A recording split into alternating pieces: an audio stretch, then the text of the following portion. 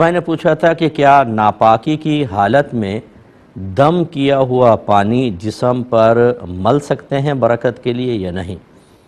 جی بالکل مل سکتے ہیں، اس میں کوئی حرج نہیں ہے۔ ناپاکی سے مراد دیکھیں، اگر تو بے وضو پن ہے، حالت جنابت ہے، حالت حیض و نفاس ہے، تو یہ وہ ناپاکی ہیں جو چھٹ کر لگتی نہیں ہیں۔ اس میں کوئی بدن ناپاک نہیں ہوتا۔ شریعت کہتی ہے کہ یہ شخص اس وقت ناپاک ہے اور نماز پڑھنے کا اہل نہیں ہے، اسی لیے ان کو نجاست حکمیہ کہتے ہیں کہ شریعت نے ایک حکم دیا ہے، اس وجہ سے نجاست، اور اس کی پہچان اور اس کی تعریف ہی ہوتی ہے کہ نجاست حکمیہ وہ ہوتی ہے جو نظر نہیں آتی، وہ کسی اور، اس کا اثر کسی اور تک نہیں پہنچتا، اس کا رنگ وغیرہ نہیں ہوتا، اس کی کوئی سمیل نہیں ہوتی، تو لہٰذا ظاہری بدن آپ کا پاک ہے۔ لہٰذا اگر فرض کر لیں حالت جنابت میں کسی کے ہاتھ پہ پسینہ آیا اور وہ پسینہ آپ کے ہاتھ پر لگ گیا، آپ کا ہاتھ پاک رہے گا۔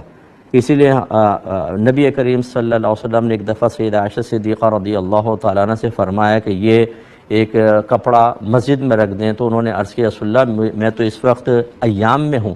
سرکار نے شاید فرمایا کہ حیض آپ کے ہاتھ میں تو نہیں ہے، تو یہ، اور اسی طرح سرکار صلی اللہ علیہ وسلم سیدہ عائشہ صدیقہ رضی اللہ تعالیٰ عنہ کی گود مبارک میں سر رکھ کے بعض اوقات قرآن تلاوت فرمایا کرتے تھے۔ وہ کہتی ہیں میں اس حالت میں سرکار کے سر میں کنگھا کیا کرتی تھی۔ بعض اوقات میں پانی پیتی، سرکار جہاں سے میں نے پانی پیا اور میں اس حالت میں ہوتی تھی، اور سرکار وہیں اپنے لبھائے اقدس رکھ کر پانی پیا کرتے تھے اظہار محبت کے لیے۔ تو خلاصہ کلام یہ کہ بدن ظاہری اعتبار سے پاک ہوتا ہے اور حکمی لحاظ سے ناپاک ہوتا ہے، اسی لیے اس حکمی لحاظ سے ناپاکی کو دور کرنے کے لیے غسل وغیرہ کیا جاتا ہے۔ تو لہٰذا اگر دم کیا ہوا پانی جسم پہ لگایا، اس میں کوئی بے ادبی نہیں ہے۔ لبيك اللهم لبيك لبيك لا شريك لك لبيك۔ بسم اللہ الرحمن الرحیم۔ تمام وہ بھائی بہن جو عمرے یا حج کی سعادت حاصل کرنا چاہتے ہیں، ہمارا آپ کو ایک مشورہ ہے کہ جب آپ احرام کی نیت کا ارادہ کریں تو وہ گھر سے نہ کریں، ایئرپورٹ پر نہ کریں۔ وجہ اس کی یہ ہے کہ جیسی آپ نیت کرتے ہیں، آپ حالت احرام میں داخل ہو جاتے ہیں، اور حالت احرام میں داخل ہو جانے کے بعد خوشبو وغیرہ کا استعمال منع ہو جاتا ہے۔ تو ایسا نہ ہو کہ کوئی شخص آپ سے ہاتھ ملائے، اس کے ہاتھ پہ خوشبو لگی ہو، یا گلے ملے اور اس نے بہت زیادہ خوشبو لگائی ہو تو آپ پر خوشبو لگ جانے کا اندیشہ ہوتا ہے۔ اس لیے بہتر یہ ہے کہ جب آپ جہاز میں آرام سے تشریف فرما ہو جائیں، کھانے وغیرہ کھانے سے فارغ ہو جائیں، اس کے بعد پھر آپ نیت کریں۔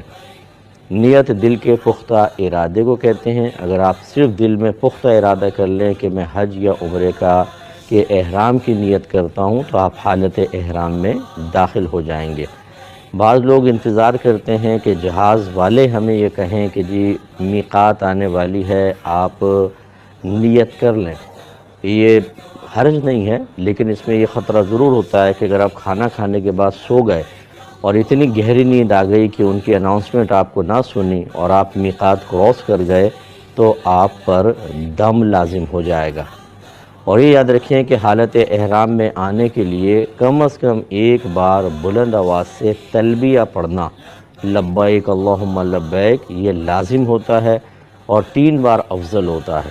خواتین آہستہ آواز میں پڑھیں، اتنا کہ فقط کان تک سنیں، اور مردوں کو اتنی آواز سے پڑھنا ہوگا کہ ذرا تھوڑا سا جہر کے ساتھ، تو انشاءاللہ آپ حالت احرام میں داخل ہو جائیں گے۔ اللهم لبيك لبيك لا